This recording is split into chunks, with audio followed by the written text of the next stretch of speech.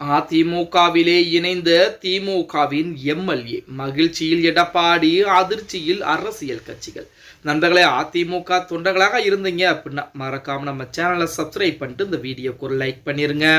அனைத்திந்திய அண்ணா திராவிட முன்னேற்ற கழகத்தை பொறுத்த வரைக்கும் நம்ம அனைவருக்குமே தெரியும், 2026 சட்டமன்ற தேர்தலுக்குரிய அனைத்து விதமான வேலைப்பாடுகளையும் எடப்பாடி பழனிசாமி மிக தீவிரமாக பார்த்து கொண்டிருக்கிறார்.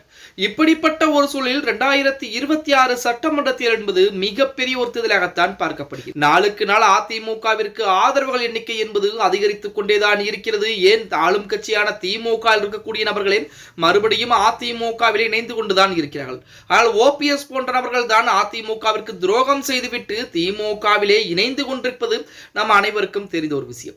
இப்படிப்பட்ட ஒரு சூழலில் ஆளும் கட்சியான திமுகவிலிருந்து விலகிய முன்னாள் எம்எல்ஏ ஒருவர் அதிமுகவிலே தன்னை கள்ளக்கண்டிப்பில் உறுப்பினராக இணைத்திருக்கிறார் அப்படிங்கிற செய்திகள் தான் தற்சமயம் இணையதளங்களிலே உலா வந்து கொண்டிருக்கிறது அப்படின்னே கூட சொல்லலாம்.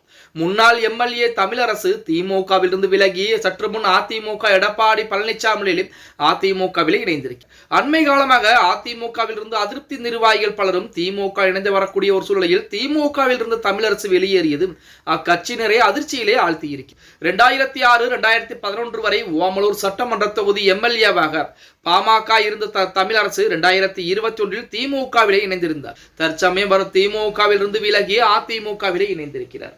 திமுகவிலே உழைப்புக்கு மரியாதை என்பது கிடைப்பது கிடையாது. அதாவது உழைக்கக்கூடிய நபர்கள் உழைத்துக் கொண்டே இருக்க வேண்டியதுதான், அவர்களுக்கு எந்த ஒரு மதிப்பு மரியாதையும் கிடையாது.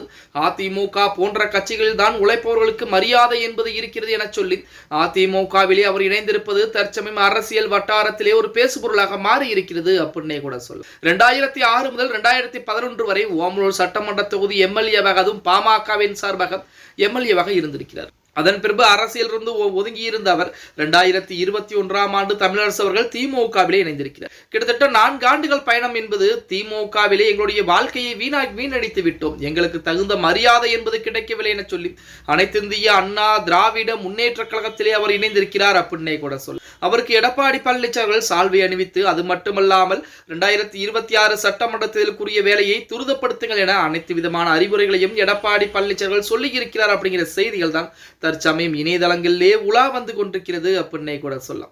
இது எப்படி இருந்தாலும் நாளுக்கு நாள் அதிமுகவிற்குரிய ஆதரவுகள் என்பது அதிகரித்துக் கொண்டேதான் இருக்கிறது. 2026 சட்டமன்றத்தில் என்பது அதிமுகவா திமுகவா அப்படிங்கிற போட்டி என்பது மிக பெரிய அளவில் இருக்க போகிறது. அதிலே ஜெயிக்க போவது யார், அதிமுகவா திமுகவா அப்படிங்கிறதாம் மக்களுடைய கைகளில் தான் இருக்கிறது அப்படின்னே கூட சொல்ல. கடந்த 5 ஆண்டுகள் ஆட்சி எப்படி இருக்கிறது, கடந்த 4.5 ஆண்டு ஆட்சிகள் எடப்பாடி பழனிசாமி ஆட்சி என்பது எப்படி இருந்தது என தமிழக மக்கள் அனைவருக்கும் தெரிந்தது விஷயமாகத்தான் இருந்து கொண்டிருக்கிறது.